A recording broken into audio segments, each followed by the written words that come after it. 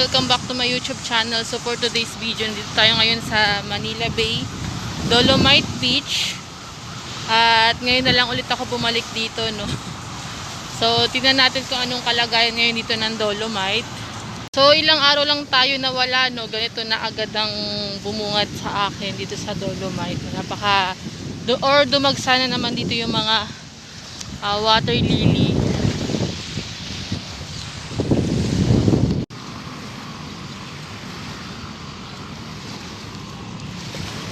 Yan. Ito, alam ko yung mga ganito, galing to sa barko eh. Barko or bangka. Yan yung ginagawa nilang, di ba, pag iihi, dyan nila iniipon. Lagi ako may napapansin dito na mga bote na may lamang, yung mga pee, or yung mga wiwi. Ayan. Grabe yung kapal ng water lily dun sa gitna. Ayan, oh.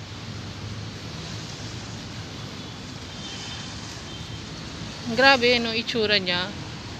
Itong nangyari ngayon. So, pati yung mga sako ng basura dito, ayan, unti-unti na naman silang kumakapal. Sa may tapat ulit yan ng Pedro Hill. Mapapansin nyo, no, puro gray sand na rin yung aking inaapakan dahil halos lahat po ng parte ng Dolomite sand dito sa may phase 2 ay na-wash out na. So, ayan po yung mga ibang pebbles. Yan, humalo na siya sa water lily.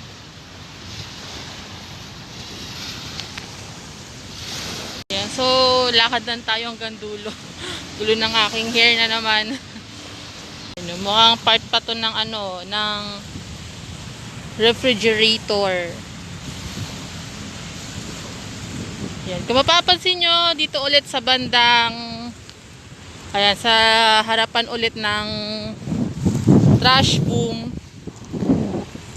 Yan. Nung huling punta ko dito napakalinis na po neto, no. Talagang wala na tayong makita mga basura, pero tingnan nyo naman po ang itsura ngayon. Yan. Punong-puno na naman siya ng water lily. More on lily na naman.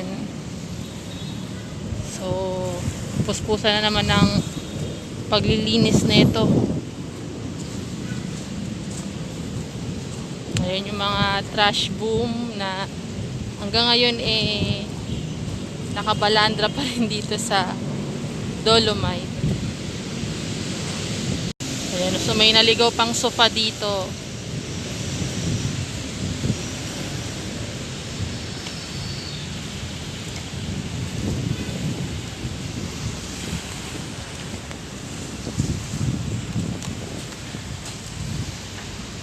Ayan, so hanggang dun sa dulo yung mga basura or yung mga water lily. Ayan, meron mga nangangalakal din dito, no? Kasi yung iba, may mga nakukuha sila ditong mga gamit na pwede pa nilang ipakilo. So, napagkakakitaan din. Sayang din naman kasi, no? May mga, halos lahat kasi dito, may mga makikita tayo mga bababasaging bote. Ayan, ano pa ba?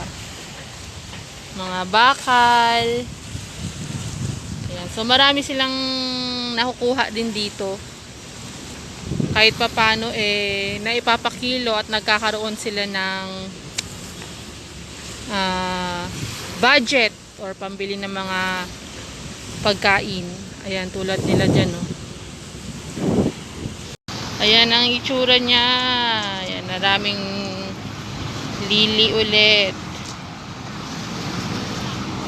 So hanggang doon po sa may phase 2 ang water lily.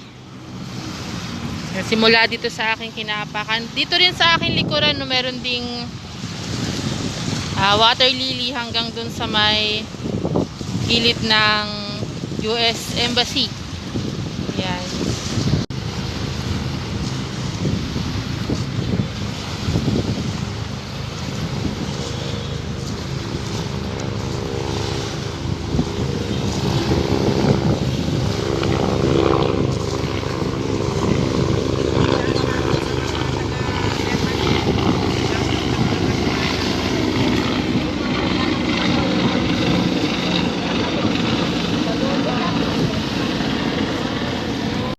latest update dito sa Manila Bay, na sa mga hindi pa po nakasubscribe sa akin channel, just click the subscribe button and click the ring bell button para updated po kayo sa mga videos na i-upload ko everyday. So thank you for watching guys. See you on my next vlog. Bye!